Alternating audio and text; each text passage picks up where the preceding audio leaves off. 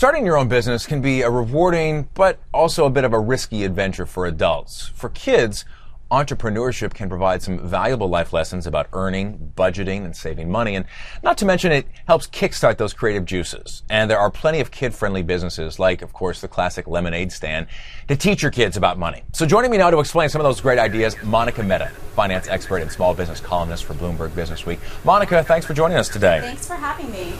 Okay, so we mentioned the lemonade stand. Obviously, that's the classic. That seems to be the standby. But what are some of the other opportunities for kids these days? Yeah, you know, the key thing is to focus on what your kids enjoy doing, and they'll get more into the activity if it's something that they're drawn to themselves. So, you know, kids are so savvy these days. Depending on the age, they can even start a little tech business to help us adults who just don't know how to deal with technology, me being one of them.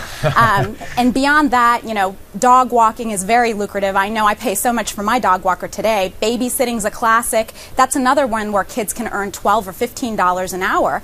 The bake sale, it goes on and on. There's so many creative opportunities for kids to get involved with small business. All right, so the opportunities are boundless. Then what's the first step in getting your kids encouraged then to start earning their own money, to kind of cut themselves off from mom and dad a little bit? Now, a little bit of that depends on how old the kid is. And for young children, and for most children, they need to learn by starting to set a goal. So, you know, kids aren't necessarily wired to fill up their piggy bank from the start. So what you may want to do is get their eye on a prize of some kind, perhaps a doll or a soccer ball for a little boy. And once they see that item and how much it costs, that then becomes the goal for them in terms of how much money they should raise in their small business. Or for some of those electronic games, which are, you know, obviously not cheap, a little bit more than a soccer ball or a doll in some of those things. Well, we need to get more enterprising for that business. That's you got to sell a lot of lemonade for some of those things. Okay, so there are a lot of options that are out there. Then how do you help your kid narrow it down to just one or maybe a couple? Yeah, so again, focus on your child's strengths and interests, because again, kids learn more from a positive experience and positive interaction. So you want to steer them towards things that they're naturally good at and things that they would enjoy. So, you know, if your child is a pet lover, steer them towards dog walking. Get them to think about something that they'd like to buy with their earnings, like a doll, and, you know, peg that at a number like $15 and go from there. That's the first step to building the architecture for this project. Okay, so you've got a plan in place, and how do you get parents to help them get started to actually implement it?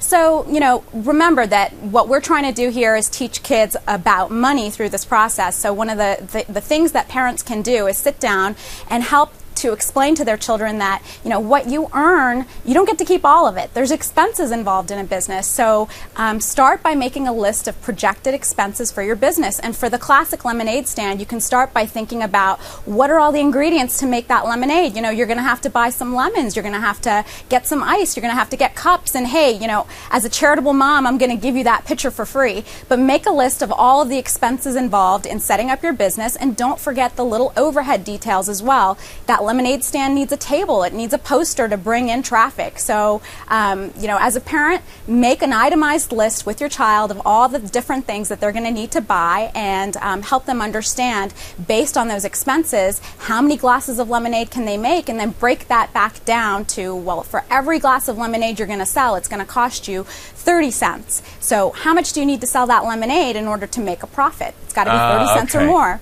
Okay, right. And that might be a tough lesson right there to start cutting into your bottom line, but you're absolutely right. I mean, don't forget the expenses and the overhead that's going to be involved with that.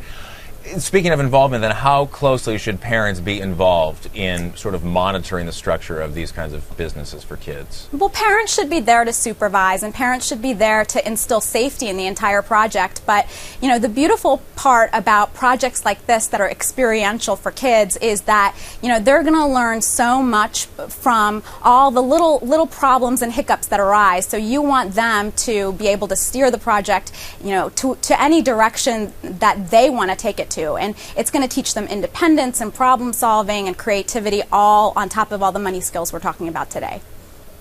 Okay, sorry, so now you've got some kids, you've got some parents excited about the possibility that they might have some cash in their wallet now from their own efforts. Yeah.